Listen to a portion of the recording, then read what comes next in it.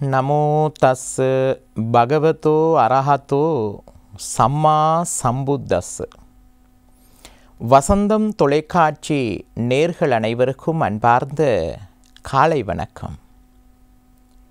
கிடைத்த மனித வாழ்க்கையில் இன்றைய நாளில் யாருக்காவது உதவி செய்ய நேரிட்டால் உடனடியாக ஓடி சென்று உதவி செய்யுங்கள். அது உங்களுக்கு எழுதப்பட்ட விதி. உதவி செய்துவிட்டு அந்த இடத்திலிருந்து மீண்டும் மறு உதவியை எதிர்பார்க்காதீர்கள். எப்படி? அன்பு புண்ணியவான்களே, வாழ்க்கையிலே உங்களுக்கு யாருக்காவது போய் உதவி செய்ய நேரிடும். அது மாபெரும் புண்ணியம். பிறருக்கு உதவி செய்வது ஒவ்வொரு மனிதனுடைய வாழ்க்கையிலும் ஒவ்வொரு மனிதனும் இன்னொரு மனிதனுக்கு உதவி செய்தே ஆக வேண்டும். அது பிரபஞ்சத்தின் நியதி. ஆனால் அநீதி என்ன தெரியுமா? நீங்கள் ஓடிப்போய் உதவி செய்துவிட்டு அவர்களிடத்திலிருந்து ஒருபோதும் எந்த ஒரு உதவியையும் எதிர்பார்க்காதீர்கள். ஒவ்வொரு மனிதனுக்கும் நீங்கள் உதவி செய்யும் போது அதிலிருந்து நீங்கள் எதிர்பார்த்தால் உங்கள் வாழ்க்கை நரகமாகிவிடும். பல சிந்தனைகளுக்கு உள்வாங்கி விடுவீர்கள். அதன் மூலமாக கோபம் வரும். இன்று அதான் இந்த சமூகம் சொல்லும். நான் அவருக்கு அதை செய்தேன், நான் இவருக்கு இதை செய்தேன், அவர் எனக்கு என்ன செய்தார்? உங்களுக்கு எதுவும் செய்ய வேண்டிய அவசியமே கிடையாது. மற்றவர்கள் உங்களிடத்திலிருந்து உதவி எடுத்திருந்தால் ஒன்றுமே செய்ய தேவையில்லை. ஆகையால் உங்களுக்கு கிடைத்த வாழ்க்கையில் வாழும் வரை முடிந்தவரை ஏதோ ஒரு இடத்தில் ஒரு மனிதனுக்கு நாங்கள் உதவியாக இருக்க வேண்டும். காரணம், நீங்கள் வாழ்க்கையில் எங்கேயோ ஒரு இடத்தில் ஒரு உதவியை எதிர்பார்க்கிறீர்களா இல்லையா? எதிர்பார்க்கிறீர்கள். நீங்கள் எங்கேயோ ஒரு இடத்தில் உங்கள் வாழ்க்கைக்கு உதவியை எதிர்பார்க்கும் போது நீங்களும் உங்களுடைய மனித வாழ்க்கையில் பிறருக்கு உதவி செய்ய வேண்டும் அல்லவா? ஒருவர் சுகமில்லாமல் இருக்கும்போது அவரை நாங்கள் பார்த்து கொண்டாலே அதுவே மகா புண்ணியம். காரணம், நாமும் ஒரு நாள் சுகமில்லாமல் போகின்றோம். இந்த உடம்புக்கும் ஒரு நாள் நோய் வரப்போகின்றது அல்லவா? உங்களுக்கும் நோய் வரப்போகின்றது, எனக்கும் நோய் வரப்போகின்றது அல்லவா? அப்பொழுது நாங்கள் என்ன செய்ய வேண்டும்? முடிந்தவரை வாழ்க்கையில் பிறருக்கு உதவி செய்ய வேண்டும். நாம் எதிர்பார்க்காமல் உதவி செய்ய வேண்டும். எதிர்பார்ப்பு வைத்து கொண்டால் கவலைகள் அதிகரிக்கும், துக்கங்கள் அதிகரிக்கும், வேதனைகள் அதிகரிக்கும். எதிர்பார்ப்பு இல்லாமல் உதவி செய்யுங்கள். துக்கம் வராது, கவலைகளும் வராது, கண்களிலே கண்ணீரும் வராது. எதிர்பார்ப்போடு செஞ்சால் இவையெல்லாம் எமக்கு வரும். முடிந்தவரை அன்பார்ந்த வசந்தம் தொலைக்காட்சி நேர்களே, இன்றைய பொழுதில் யாருக்காவது நீங்கள் ஏதேனும் உதவி செய்ய வேண்டுமாக இருந்தால் எந்தவிதமான எதிர்பார்ப்பும் இல்லாமல் உதவி செய்யுங்கள். எங்கேயோ ஒரு இடத்தில் உங்களுக்கு வர வேண்டிய உதவி வரும். எதிர்பார்ப்போடு செய்யாதீங்கள். இன்றைய சமூகம் எங்கே சென்றாலும் ஒரு எதிர்பார்ப்போடு தான் இருக்கின்றது. ஒரு எதிர்பார்ப்போடு தான் இருக்கின்றது. மார்க்கங்கள் இதை தான் சொல்லிக் கொடுத்தது. வாழ்க்கையிலே எதையும் அதிகமாக இன்னொருவரிடம் எதிர்பார்க்காதீர்கள். அதிகமான உறவுகள் இன்று சகோதரர்களுக்கு இடையில் பிரச்சனைகள் வருவது, கணவன் மனைவிக்கு இடையில் பிரச்சனை வருவது, சொந்தங்களுக்கு இடையில் பிரச்சனைகள் வருவது எதிர்பார்ப்புகள். நான் இதை செய்தேன், நீர் எனக்கு என்ன செய்தாய்? நீர் எனக்கு இதை செய்தாய், அதற்காக தான் நான் இதை செய்தேன் என்று சொல்லி காட்டக்கூடிய அளவுக்கு இன்று சமூகம் மாறிக்கொண்டிருக்கின்றது. இதுகளிலிருந்து வாழ்க்கைக்கு பிரச்சனைகள் தான் வரும், நல்ல தீர்வுகள் வராது. நல்ல தீர்வுகளோடு பயணிக்க வேண்டுமாக இருந்தால், பிரச்சனைகள் இல்லாமல் இருக்க வேண்டுமாக இருந்தால், உங்களுக்கும் எங்கேயோ ஒரு இடத்தில் ஒரு உதவி தேவையாக இருந்தால் உங்கள் வாழ்க்கையில் பிறருக்கு உதவி செய்யுங்கள். எங்கேயோ ஒரு இடத்தில் உங்களுக்கான உதவி நிச்சயமாக வந்து சேரும். விதைத்ததை அறுவடை செய்வாய். வசந்தம் தொலைக்காட்சி நேர்களே, எதிர்பார்ப்பு இல்லாமல் இன்றைய நாளில் யாருக்காவது உதவி செய்யுங்கள். அதுவே உங்கள் வாழ்க்கையை சிறப்பாகும். நன்றி கூறி விடை பெறுகின்றேன். வணக்கம். ஓம் தனம் தரும் கல்வி தரும் ஒரு நாளும் தளர்வறியா மனம் தரும் தெய்வ வடிவும் தரும் நெஞ்சில் பஞ்சமில்லா இனம் தரும் நல்லனையெல்லாம் தரும் அன்பர் என்பவர்க்கே கனம் தரும் பூங்குழலாள் அபிராமி கடை கண்களே. ஓம் நமச்சிவாய. மேன்மைகள் சைவநீதி விளங்குக உலகமெல்லாம். நோயற்ற வாழ்வே குறைவற்ற செல்வம். அந்த நோய் நொடிகள் இல்லாத வாழ்வு இந்த உலக மக்கள் எல்லோரும் வாழ வேண்டும் என்று கலியுகத்தின் காந்தமலை ஜோதியாகிய சபரிமலை சுவாமி ஐயப்பனுடைய திருவடிகளை சிறந்தாழ்த்தி வசந்தம் தொலைக்காட்சி நேயர்கள் அனைவருக்கும் சர்வதேச இந்து மத குருபீடம் அகில இலங்கை சபரிமலை ஸ்ரீ சாஸ்தாவிடத்தின் சார்பில் இனிய காலை வணக்கங்களும் நல்லாசிகளும். என்றும் மங்களகரமான விஸ்வாவசு வருஷம் வைகாசி மாதம் 30ஆம் நாள் 13/6/2025 வெள்ளிக்கிழமை. இன்று மலர்ந்திருக்கின்ற இன்றைய பொழுதும் நம் எல்லோருடைய வாழ்விலும் எல்லா விதமான சிறப்புகளும் வெற்றிகளும் கிடைக்க வேண்டும் என்று இறைவனை பிரார்த்தித்து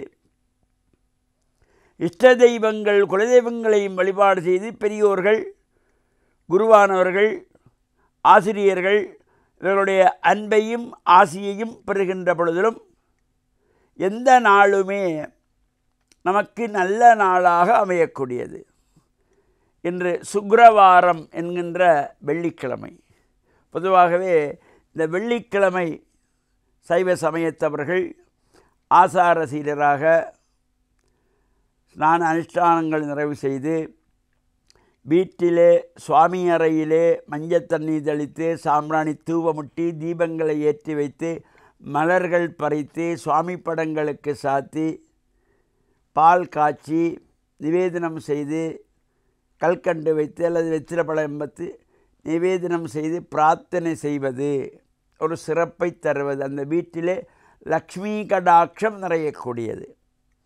இந்த சுக்கிரவாரம் என்கின்ற வெள்ளிக்கிழமையிலே அந்த வீடு வாசல் பூராவும் மஞ்சத்தண்ணி தெளித்து சாம்பிராணி தூவமிடுகின்ற பொழுது இந்த மகாலட்சுமி இல்லம் தேடி வருவாளாம். யாருடைய வீட்டிலே இவ்வாறு காலையிலே துப்புரவாக தூய்மையாக அங்கே வாசனை கொண்ட சாம்பிராணி தூவங்களோடு கூடியதாக நல்ல வார்த்தைகள், இறை நாமாக்கள், இறைவனுடைய ஸ்தோத்திரங்கள், தேவார திருவாசகங்கள், சுப்பிரபாதங்கள், இவையெல்லாம் தெய்வீக கானங்கள் எந்த இடத்திலே ஒலிக்கின்றதோ, எந்த வீட்டிலே இந்த மங்களமான சப்தங்கள் ஒலிகள் ஓசைகள் கேட்கிறதோ, எங்கு தூய்மையாக இருக்கிறதோ, புனிதம் நிறைந்ததாக இருக்கிறதோ அந்த இடத்திலே மகாலட்சுமி அந்த இடம் தேடி வருவாளாம் தான் வந்து அமர்ந்து கொள்ளுவதற்கு. அதனால்தான் லக்ஷ்மி கடாட்சம் நிறைந்திருக்கிறது என்று பார்த்தவுடனே சொல்லுவார்கள். சில வீட்டிலே போன உடனேயே இந்த வாசல்படியிலே போனோடனே நம்மை அறியாத ஒரு ஈர்ப்பு சக்தி, ஒரு வைப்ரேஷன் இருக்கும். அந்த வீட்டிலே லக்ஷ்மி கடாட்சம் நிறைந்திருக்கிறது, அந்த வீட்டுக்குள்ளே போகணும் போல் ஆசை இருக்கும். சில வீடுகளிலே வாசலிலே போனாலே அக்கா நிற்பா. மகாலட்சுமி தங்கச்சி ஒரு மூத்தவ இருக்கார், அக்கா மூத்த தேவி. அந்த மூத்த தேவி இருப்பாளாம். அந்த இடங்களில் கால் வைக்க முந்தி நமக்கு ஏண்டா இங்கே வந்தோம் என்ற அளவில் இருக்கும். எனவே அது எப்படியான இடத்திலே அக்கா வருவாள்? காலையிலே நித்திரப்பாயிலேயே பெட் காஃபி குடிச்சிட்டு தூங்குகிற வீடுகள், காலை 6:30 மணி 7 மணி ஆயும் நித்திரப்பாய் விட்டு எழும்பாத பிள்ளைகள் இருக்கிற வீடுகள், ஒரு நோய்வாய்ப்பட்டவர்கள் சற்று தாமதமாக படுக்கையிலிருந்து எழுந்தால் அது தவறில்லை. இளம் பிள்ளைகள் கூட காலங்காத்தாலே எழும்பி எந்த வேலையும் செய்யாமல் கையடக்க தொலைபேசிகளை நோண்டிக் கொண்டிருக்கிற பிள்ளைகள் இருக்கிற வீடுகளில் மூத்த தேவி வந்து விடுவாளாம். காலையிலே தெய்வீகமாக மங்களமாக தேவார் திருவாசகங்கள், சுப்பிரபாதங்கள், லக்ஷ்மி அஷ்டகங்கள், லலிதா சகஸ்ரநாமங்கள், கந்தசஷ்டி கவசங்கள், ஐயப்பன் கவசம், சிவபுராணம் எங்கெங்கெல்லாம் ஒலிக்கிறதோ அங்கெல்லாம் மகாலட்சுமி வந்து புகுந்து கொள்வாளாம். எனவே இந்த லக்ஷ்மி கடாட்சம் நிறைந்ததாக நம்முடைய இல்லங்கள், நம்முடைய வீடுகள் இருப்பதற்கு நாம் தான் அவற்றை உந்து சக்தியாக இருந்து அவற்றை எல்லாம் செயல்படுத்த வேணும். எனவே நல்ல எண்ணங்களோடு அதிகாலையில் எழுந்து ஸ்நான அனுஷ்டானங்களை முடித்து மலர்கள் பறித்து இறைவனுக்கு சாத்தி இறையருளை பூர்ணமாப்பெறுகின்ற வகையிலே அனைவருக்கும் இன்றைய சுக்கிரவாரம் என்கின்ற வெள்ளிக்கிழமையினுடைய பொழுது நல்ல பொழுதாக அமைந்து லக்ஷ்மி கடாட்சத்தோடு வாழ வேண்டும் என்று பிரார்த்தித்து, வசந்தம் தொலைக்காட்சி நேயர்கள் அனைவருக்கும் சர்வதேச இந்து மத குருபீடம் அகில இலங்கை சபரிமலை ஸ்ரீ சாஸ்தா பீடத்தின் சார்பில் நல்ல ஆசிகளை கூறிக்கொள்வதில் மனமகிழ்வு கொள்கிறோம். சர்வே ஜனாக சுக்கினோ பவந்து, சமஸ்த சன்மங்களானி சந்து. அஸ்ஸலாமு அலைக்கும் வரஹ்மத்துல்லாஹி வபரகாத்து. நஹ்மதுஹு வ நுஸல்லி வ நுஸல்லிமு அலா ரசூலிஹில் கரீம். அம்மா பாத். மேலான சங்கைக்குரிய அல்லாஹ்வின் நல்லடியார்களே, அன்பிற்குரிய நேயர்களே, காபாவினுடைய வரலாற்றை தொடராக நாம் பார்த்தோம். ஹஜ்ரத் ஆதம் அலைஹிஸ்ஸலாம் கெட்டின முதல் ஆலயம்தான் காபத்துல்லா. ஹஜ்ரத் ஆதம் அலைஹிஸ்ஸலாம் கெட்டின இரண்டாவது ஆலயம்தான் மஸ்ஜிதுல் அக்ஸா.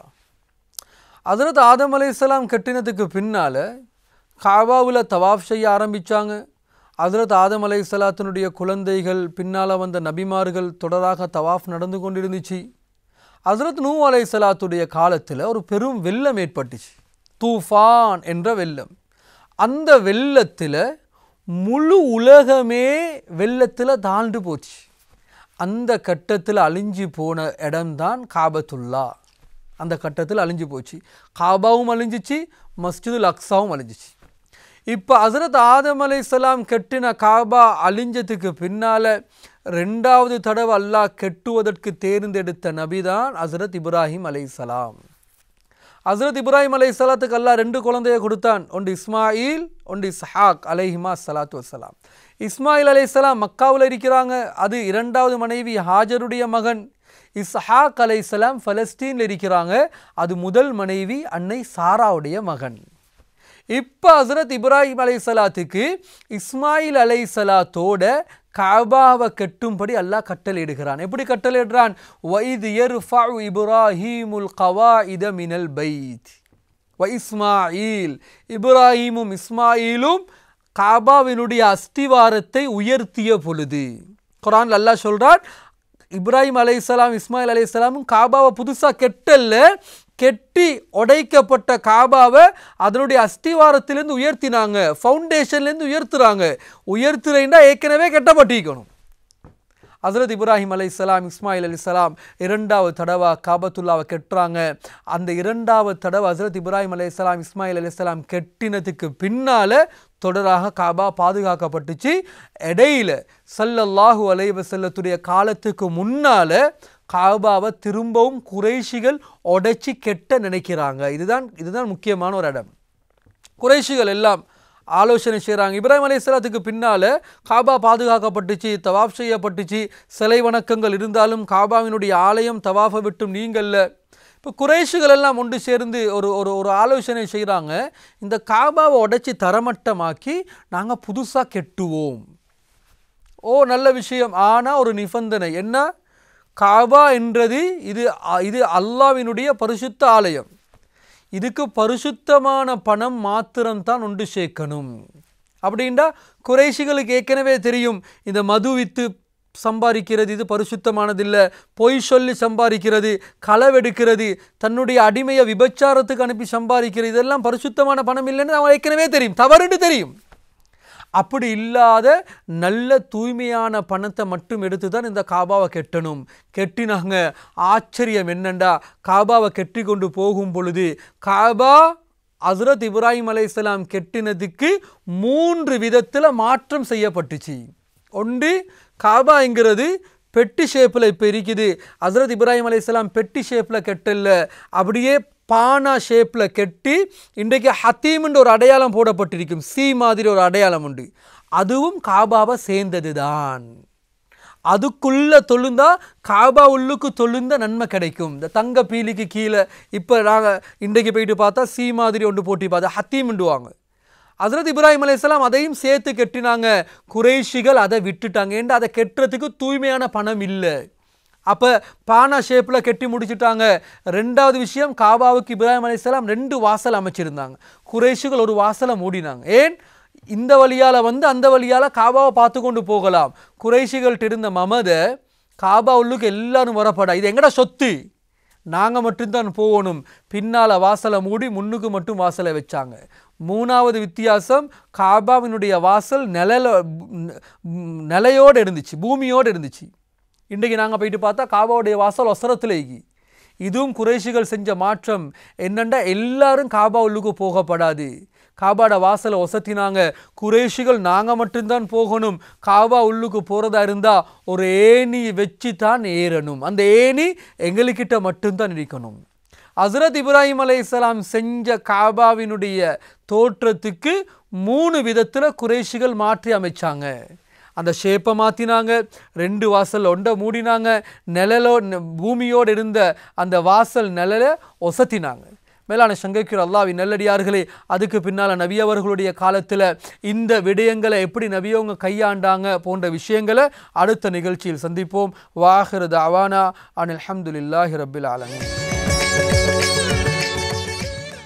வசந்தம் டிவி நேயர்களே, மலர்ந்து விட்டது ஒரு புதிய நாள். இந்த காலை வேளையில் உங்கள் ஒவ்வொருவரையும் இயேசு கிறிஸ்துவின் நாமத்தினாலே உங்களை அன்புடனே வாழ்த்தி வரவேற்பதில் பெரும் மகிழ்ச்சி அடைகின்றேன். 2 துறவிகள் ஒரு ஆற்றை கடக்க அவர் முற்படுகிறார்கள்.